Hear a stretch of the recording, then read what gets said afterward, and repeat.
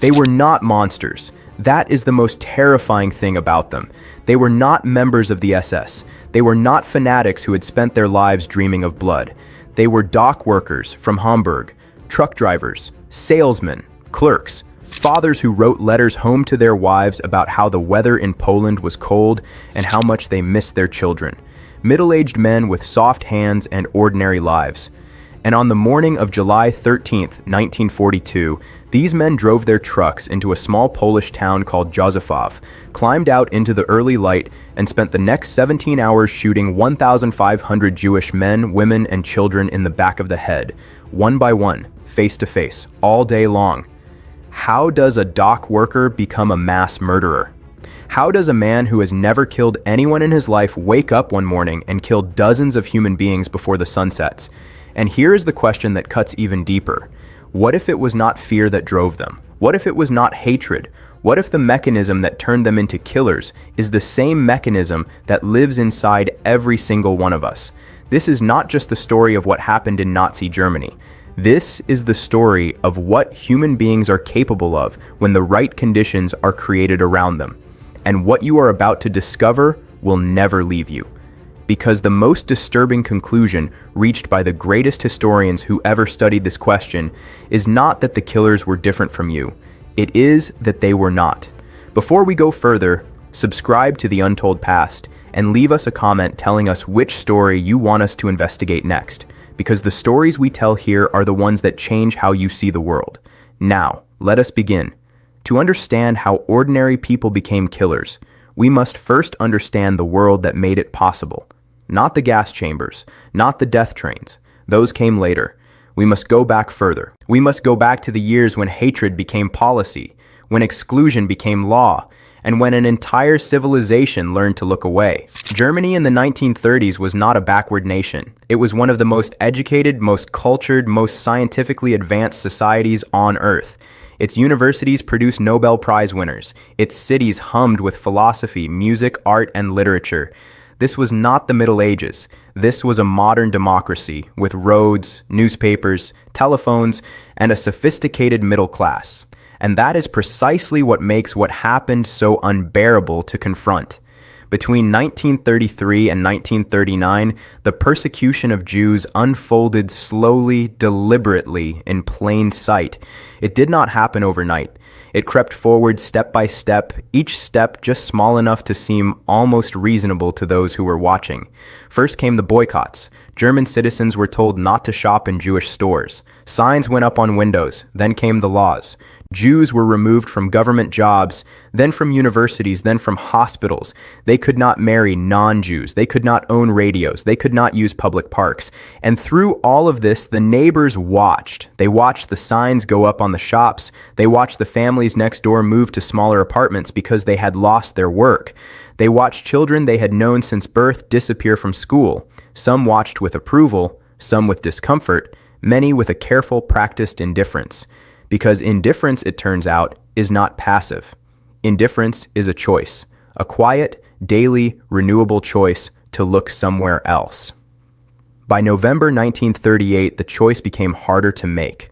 On the night of November 9th, a night that would be called Kristallnacht, the night of broken glass across Germany and Austria, Jewish businesses were ransacked, synagogues were burned to the ground, and Jews were beaten in the streets. Nearly 100 people were murdered that night. 30,000 Jewish men were arrested and sent to concentration camps. The streets were littered with broken glass for days, and the neighbors saw all of it. Some helped. A few hid people. A very small number risked their own lives to do what decency demanded. But the majority did nothing. They stepped around the glass on their way to work. They averted their eyes from the smoke rising from the synagogue on the corner. They told themselves that it was none of their business, that they had families to protect, that there was nothing they could do, that it would probably stop soon. It did not stop, and the machinery that was being built all around them was far larger than most could comprehend. Because the Holocaust was not carried out by a small team of fanatics hiding in a basement. It required an infrastructure.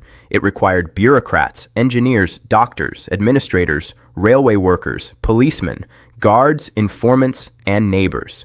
It required, in the end, the participation of thousands of ordinary people who each told themselves that their role was too small to matter, that they were just doing their job, that someone else was responsible, that they had no choice. Each of them was wrong, and the evidence for that begins with a single morning in a Polish forest. On the morning of July 13, 1942, Major Wilhelm Trapp stood before the men of Reserve Police Battalion 101 in a half-circle in the darkness before dawn. He was 53 years old, a career police officer. He had joined the Nazi Party in 1932, but he was not a member of the SS, not an ideological fanatic, not a man who had come up through the ranks of the killing machine. He was, by all accounts, a decent man caught inside an indecent order. He was crying. With a choking voice, tears visible on his face in the early light, Trapp told his men that they had received orders for a very unpleasant task. The Jewish population of the town of Józefów, just south of Lublin in occupied Poland, was to be rounded up. The able-bodied men would be taken for labor. The rest, the women, the elderly, the children, were to be shot. And then Trapp did something extraordinary. He told his men that if any of the older ones among them did not feel up to the task, they could step out. They would not be punished. They would be reassigned to other duties. It was a direct offer, an explicit choice. Refuse, and nothing will happen to you. The battalion had approximately 500 men. 12 stepped out. 12 out of 500. In the hours that followed, the remaining men fanned out through the town of Józefów. They went door to door, dragging people from their homes in the early morning light. The elderly who could not move were shot where they lay. Sick patients in the small local hospital were killed in their beds.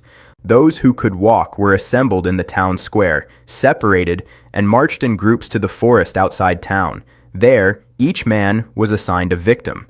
They walked side by side through the trees, and when they reached the killing site, the victim was ordered to kneel, and the policeman placed his rifle at the base of the skull and fired.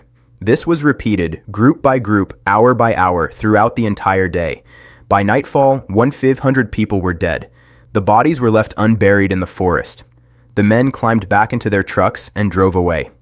At the end of the day, historian Christopher Browning records, some of the men were visibly shaken. Several had vomited in the woods. A few had broken down entirely mid-operation and asked to be excused, and their requests were granted. Replacements stepped forward from those who had not yet been assigned a victim. There were always enough volunteers. This was not an isolated incident.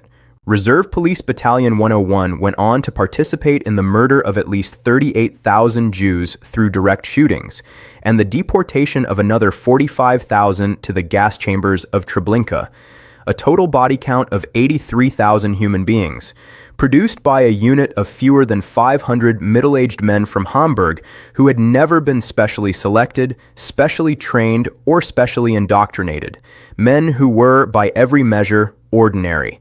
The question that Christopher Browning spent years trying to answer is the same question that haunts every person who reads this story. Why? If they had a choice, and they demonstrably did, because Trapp told them so, and because those who stepped out faced no punishment, then why did 488 of them choose to kill? The answer does not fit neatly into any single box. But it begins, as all answers to this kind of question must, with a young psychologist at Yale University, a Jewish man born in New York in 1933, who grew up in the shadow of the Holocaust and could not stop asking the same question. His name was Stanley Milgram. In the summer of 1961, 2 weeks after the trial of Adolf Eichmann began in Jerusalem, Milgram began one of the most famous and disturbing experiments in the history of psychology. His question was simple and brutal. Would ordinary Americans, given an order from an authority figure, inflict pain on an innocent stranger? The setup was deceptively simple. A participant arrived at the Yale University laboratory and was told they were part of an experiment on learning and memory. They were introduced to another person, apparently a fellow participant, who would be the learner. The real participant was assigned the role of teacher. The learner was taken into a separate room and strapped into a chair. The teacher sat in front of a machine, a shock generator, with levers clearly labeled from 15 volts all the way to 450 volts. At 375 volts, the label read, "Danger, severe shock," At 435 and 450 volts, the label simply read XXX. The teacher was instructed to ask the learner questions. Every wrong answer received a shock, increasing in voltage each time. What the teacher did not know was that the learner was an actor. The shocks were not real, but the screams were. Carefully pre-recorded screams that became more desperate as the voltage climbed. At 150 volts, the learner begged to be released. At 300 volts, he pounded on the wall and fell silent. Beyond 300 volts, there was nothing. Just silence. And the teacher sat alone with the machine and the voice of the experimenter in a gray lab coat saying, "Please continue. The experiment requires that you continue." Milgram had predicted that only 1 to 3% of participants would continue to the maximum voltage. He was certain that ordinary Americans, raised on individualism and personal conscience, would refuse. He was catastrophically wrong. 65% of participants administered the full 450-volt shock. Every single participant went to at least 300 volts. Men who had walked into that laboratory as accountants, teachers, engineers, and salesmen walked out having believed for a terrifying period of time that they had killed a man in the next room. One participant wept when he learned the learner was alive. He had been convinced for a stretch of time that felt like forever that he had caused a death. And still he had continued. Milgram ran the experiment 24 times with variations. When the authority figure left the room and gave instructions by telephone, obedience dropped to 21%. When the teacher had to hold the learner's hand down onto the shock plate himself, obedience dropped further still. But when another Confederate in the room urged the teacher forward, obedience climbed to 92%. The lesson was stark. People do not obey because they are evil. They obey because authority diffuses responsibility. Because the presence of others doing the same thing normalizes the act. Because when someone in a position of power says continue, the mind finds a way to believe that the responsibility has been transferred upward. The experimenter is responsible. The system is responsible. I am just doing my job.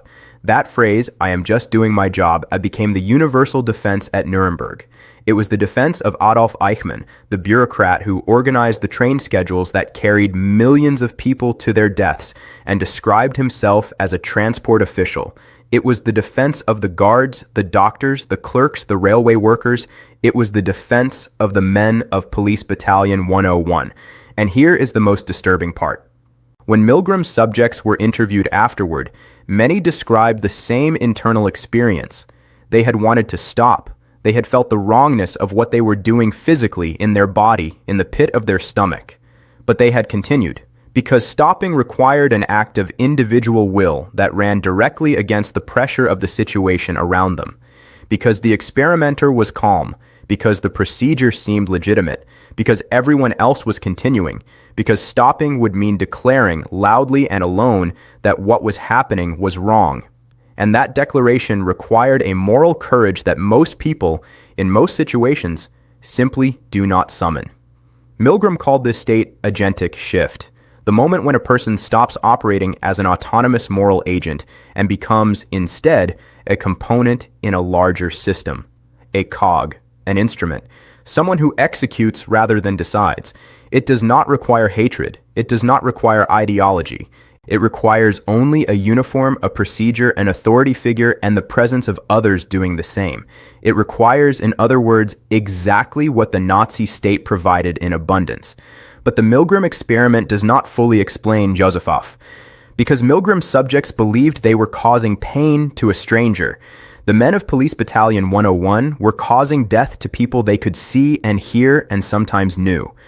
The dehumanization required for that level of killing went beyond simple obedience. It required a psychological preparation that the Nazi state had been building for years before the first shot was fired. This is where the second mechanism comes in, dehumanization. Before any genocide can occur, the targeted group must first be removed from the category of human beings in the minds of the killers. This is not a metaphor. It is a literal cognitive process, documented across every mass atrocity in history. The Nazis understood it intuitively and engineered it systematically. From 1933 onward, German propaganda presented Jews not as different human beings, but as a biological threat, not as people with flaws, but as a disease with a human face. The imagery was deliberate and precise. Rats, parasites, vermin, creatures that contaminate, a contagion that spreads. Der Stürmer, the Nazi propaganda newspaper, with a circulation of nearly 500,000, published cartoons of grotesque Jewish figures preying on German women and children, poisoning German culture, gnawing at the foundations of civilization. These images were displayed in public squares. They were shown in classrooms. They were screened in cinemas before feature films. By the time the killing began in earnest, a generation of Germans had grown up in an environment where the humanity of Jews was in constant question, where the daily visual vocabulary of public life said, again and again in 100 different forms, that these people are not like you, that they are dangerous, that removing them is hygiene, not murder. This is what the historian Harold Welser called the moral erosion that precedes mass violence. It does not happen in a day. It takes years, and it works not by eliminating the conscience, but by relocating it, by convincing the perpetrator that his conscience should be directed not toward the victims, but toward his comrades, his nation, his duty, that the real moral failure would be to let his fellow soldiers down, to break ranks, to be seen as weak. In the forest outside Josefov, the men who killed did not stop thinking about morality. They transferred it. They stopped asking, is this right? And started asking, am I performing my duty correctly? The victims ceased to be people requiring moral consideration. They became a task requiring completion. And when the task was complete, the men drove back to their barracks. Some drank heavily that night. A few could not sleep for weeks. But none of them reported their commanding officer. None of them wrote to the German press. None of them refused the next assignment because the group had already moved.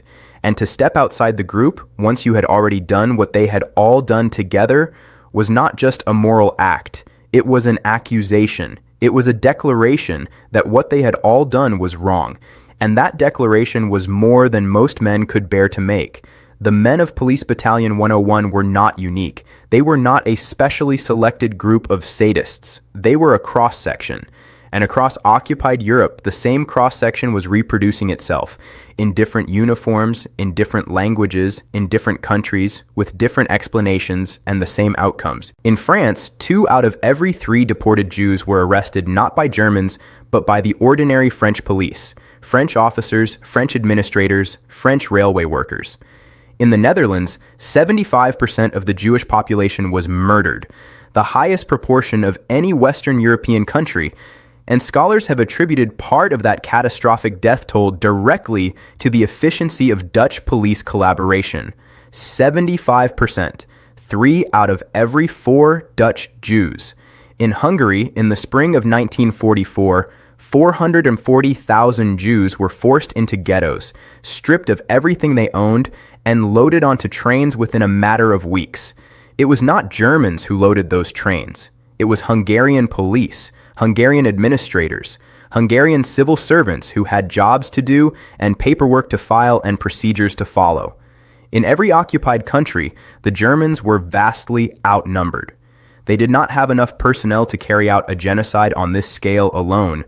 They needed the machinery of local government, local police, local collaborators. They needed ordinary people who would process the paperwork, guard the transit camps, inform on those in hiding, lock the doors of the cattle cars. They needed people who were, in almost every case, not ideologically committed to the murder of Jews, but simply willing or unable to refuse to do what the system around them required.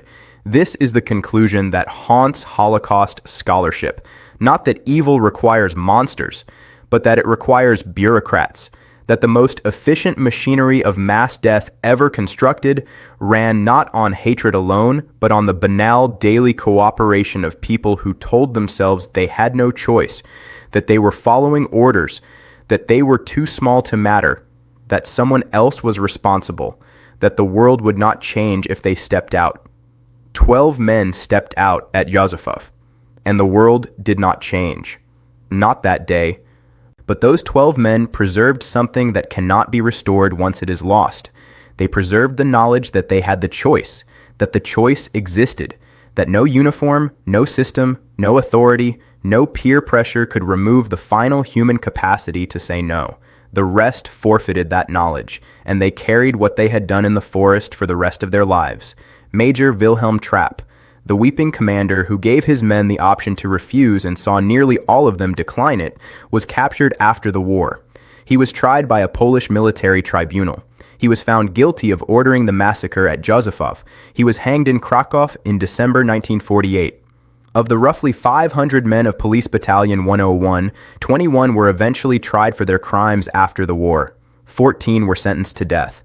But most of the men were never tried at all. They returned to Hamburg. They went back to their lives. They became grandfathers.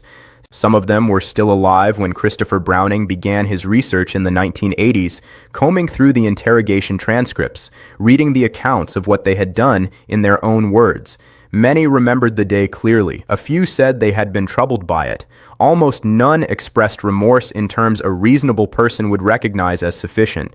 This is the aftermath of the banality of evil. Not dramatic punishment, not historical reckoning, just old men in a port city living out their days, carrying the weight of a forest in Poland that they left behind decades ago and never discussed at dinner. A weight that the world largely allowed them to set down, because the world too needed to believe that the killers were different, that they were exceptional, that they were a species apart, that the darkness that descended on Europe between 1933 and 1945 was a unique contamination that has since been cured, that it could not happen again, that it could not happen here, that the people who did these things were fundamentally unlike the people who are reading about them today. Christopher Browning's work tells us that this belief is a comfort we have not earned. The men of Police Battalion 101 were not different. They were us, placed in different circumstances. The same peer pressure, the same deference to authority, the same moral diffusion that comes from being one small actor in a large system. The same inability to make the solitary, costly, public declaration that what is happening is wrong. The Milgram experiment tells us the same thing. 65%. In a university laboratory, in peacetime, in a country that had never experienced what Germany experienced. 65% of ordinary, decent individual people continued to the maximum shock level simply because a man in a gray lab coat told them the experiment required it. The lesson is not that human beings are evil. The lesson is that human beings are profoundly, dangerously susceptible to the structures around them, that conscience is not automatic, that moral courage is not a default setting, that it requires active, deliberate, sometimes costly exercise to function, that the line between the person who steps out and the person who stays is not a line between good people and bad people. It is a line between people who have trained themselves to act on their conscience and people who have not. And training that conscience begins with understanding what happened in the forests of Poland, with refusing the comfortable distance of calling the killers monsters, with looking at the dock workers and the truck drivers and the salesmen and accepting the unbearable truth that they were, in most ways, ordinary men. The Holocaust was not a story about monsters. It was a story about what happens when ordinary human psychology is placed inside an extraordinary system of dehumanization, authority, and moral diffusion. And the reason we must keep telling that story is not to condemn the dead, it is to warn the living. Because the structures that enable ordinary people to do extraordinary evil are not unique to Nazi Germany. They are features of human social organization. They can be built anywhere. They can be activated by any sufficiently motivated power that is willing to be patient, to dehumanize slowly, to normalize step by step, to make each escalation feel like a small and almost reasonable continuation of the last. The warning signs are always the same. A group is designated as other. Their humanity is placed in question. Those who object are told they are overreacting. Those who comply are told they are being practical. And somewhere, in a city or a forest or an administrative office, a door opens that is very difficult to close. Remembering Józefów is not about the past. It is about recognizing the door before it opens. Thank you for watching The Untold Past all the way to the end. If this story changed how you see the world, subscribe to the channel so you never miss what comes next. The next story is darker than you expect, and you need to hear it.